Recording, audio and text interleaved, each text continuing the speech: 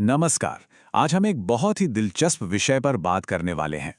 कैसे हम अपनी रोज की भारतीय थाली में कुछ बहुत छोटे-छोटे आसान से बदलाव करके अपने हार्मोनल हेल्थ को काफी बेहतर बना सकते हैं।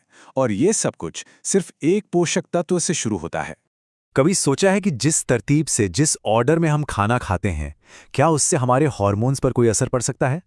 सुनने में ये सवाल शायद थोड़ा अजीब लगे, पर इसका जवाब बहुत ही पावरफुल है। चलिए, इसी सवाल के साथ आगे बढ़ते हैं और इस पूरी बात को समझते हैं।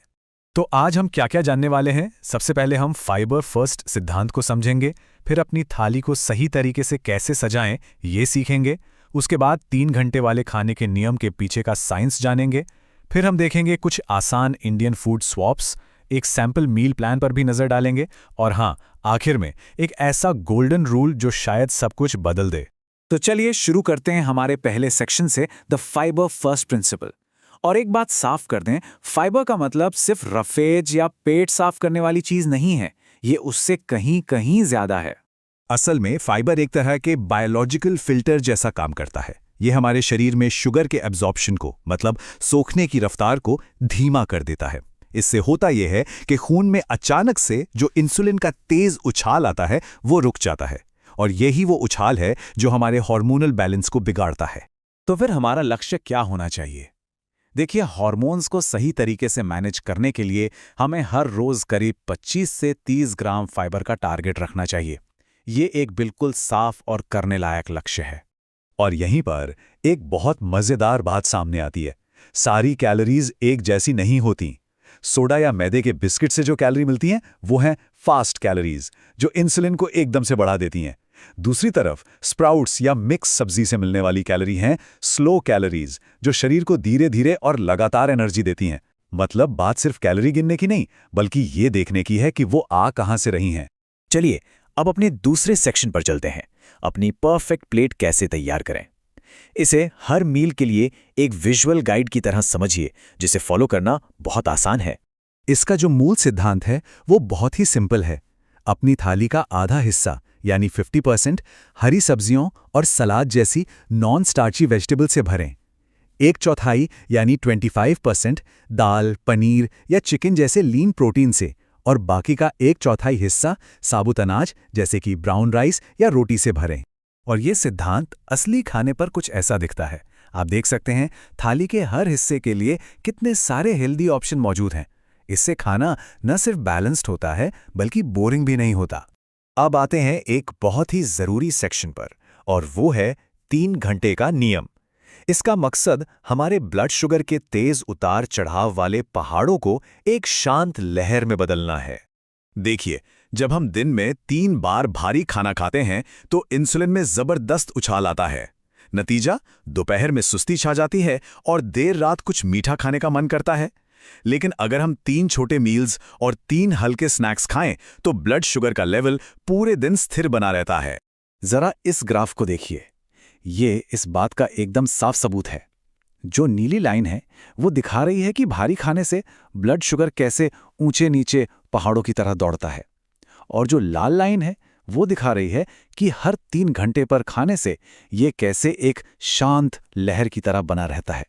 और हमारा लक्ष्य यही लाल लाइन है। हमारा अगला सेक्शन है भारतीय खाने में आसान बदलाव। और यहां अच्छी बात यह है कि हमें कुछ छोड़ना नहीं है, बस अपनी रोज की चीजों को बेहतर ऑप्शन से अपग्रेड करना है।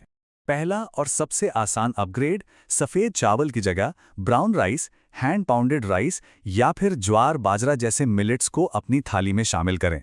आपको जानकर हैरानी होगी कि इन मिलेट्स में पॉलिश वाले सफेद चावल से 3 से 4 गुना ज्यादा फाइबर होता है।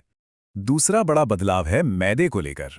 मैदा या सफेद ब्रेड की जगह चोकर वाला गेहूं का आटा, मल्टीग्रेन या ज्वार बाजरा जैसे पुराने अनाज चुनें।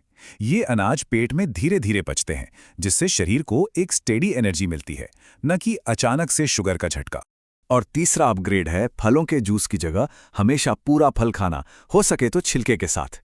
सोचकर देखिए, एक गिलास संतरे का जूस तो मिनटों में खून में शुगर घोल देता है, जबकि एक पूरा संतरा अपने फाइबर के जाल के साथ आता है, जो उस शुगर को पकड़ कर रखता है और धीरे धीरे रिलीज करता है। तो अब तक हमने जितने भी सिद्धांत सीखे हैं, अब उन्हें असल में लागू करने का टाइम है। इस सेक्शन में हम देखेंगे कुछ सैंपल मील प्लान्स जो हमारे भारतीय खान पान को ध्यान में रखकर बनाए गए हैं। ये बहुत से लोगों को पसंद भी आते हैं।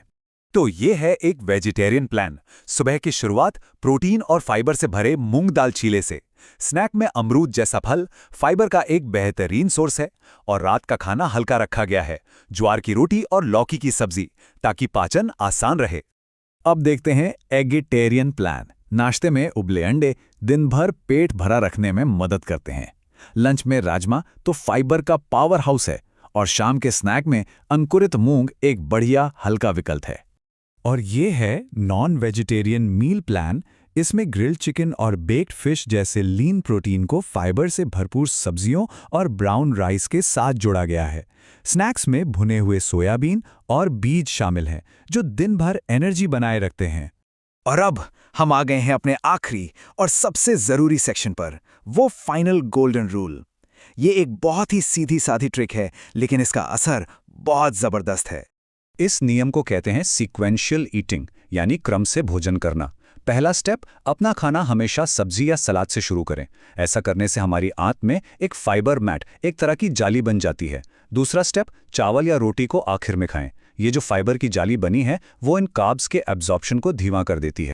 और इसका नतीजा आपको जानकर हैरानी होगी कि खाने के क्रम में किया गया ये छोटा सा बदलाव खाने के बाद होने वाले इंसुलिन स्पाइक को 30% तक कम कर सकता है ना ये कमाल की बात?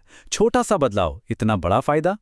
तो इस पूरी बातचीत के बाद सवाल अब ये है कि आज अपनी थाली में वो कौन सा एक अपग्रेड करने का फैसला लिया जा सकता है, चाहे वो सफ़ेद चावल को बाजरे से बदलना हो या फिर बस खाना सलाद से शुरू करना हो। हर छोटा कदम मायने रखता है।